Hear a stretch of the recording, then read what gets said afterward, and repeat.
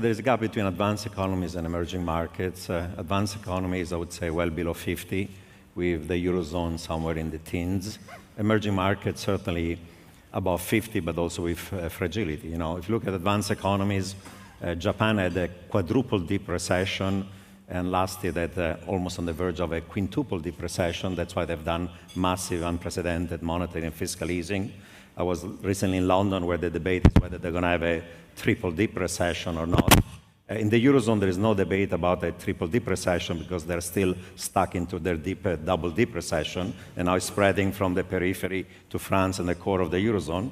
And even the United States, we have really extremely mediocre economic growth, and with this fiscal drag of 2% of GDP, we'll be lucky if this year we have a 1.5 to 1.6% growth. Now, on emerging markets, I think especially the BRICS have been a bit overhyped. They used to grow 8 to 10% a few years ago. Chinese growth has gone now from 10 towards 7. I was just in India last week, growth now 5% from 9. Russia, with these oil prices growing barely 3.5%. Brazil last year less than 3%. Mexico 3%. And the last member of the BRICS, South Africa, is a bit of a disaster. So even in emerging markets, I think there's actually a significant slowdown in growth. And there is a gap between the real economy and financial markets, right? The real economies are weak, but financial markets are going higher. Why? It's still a wall of liquidity, more easing by the BOJ, by the Fed, by the SMB, by the DOE, soon enough even the ECB. So the market seems to be underpricing this risk, but just because there is this wall of liquidity. But there is this gap between Main Street and Wall Street. Well, you know, I do agree on the story that the emerging market are going to be a larger share of the global economy. They're growing this year 5%, close to potential, and that's good news. Advanced economies on average barely 1%, and that's a positive. It's going to be a long-term trend. I was just pointing out that the BRICS within emerging markets specifically, all of them are moving away from market-oriented reforms to variants of state capitalism, not just China and Russia, but even other ones.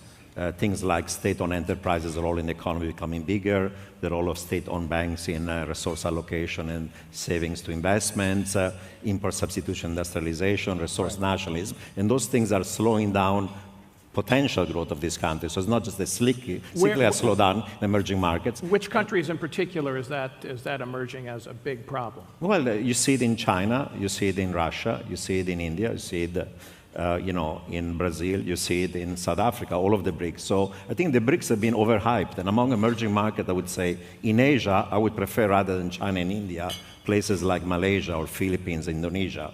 Or if we're talking about Latin America, rather than Brazil, think Chile, Uruguay, Colombia, Peru are greater success stories, are smaller countries but greater success stories. Or in Central Europe or Eastern Europe, rather than Russia, I would say Turkey, maybe Czech Republic, maybe Azerbaijan, maybe Kazakhstan. And in Southern Africa, I think the better story is not South Africa, but places like Botswana, Mozambique, Angola, or in East Africa, Tanzania, Uganda, Rwanda, or in West Africa, Ghana, Gabon, or Nigeria. So I'm just saying, even within emerging markets, we lump them all together, but I think the BRICS have been overhyped. They have significant problems. Other countries, probably smaller, are better stories over time. Well, of all the tail risk, I think still the Eurozone, is the biggest one. And as I said, there is austerity fatigue in the core and bailout fatigue, in the periphery and bailout fatigue in the core. And right now, actually, my fear is that the recession is spreading to the core, to France, for example. Even Germany is slowing down. Finland without Nokia, what is it? In Belgium and Netherlands, you have financial problems and high debt ratios. So people talk about the core, but maybe Germany is the only piece of the core that is doing relatively well. So I still worry about the future of the Eurozone, the risk of you'll have disorderly defaults, eventually some country exit. If it's small Greece or Cyprus, you can handle it. But if the problems of Italy and Spain become such that you have to restructure their debts or exit in the next 3-5 years, that's the end of the Eurozone. It'll have global consequences. So that's the biggest tail risk out there.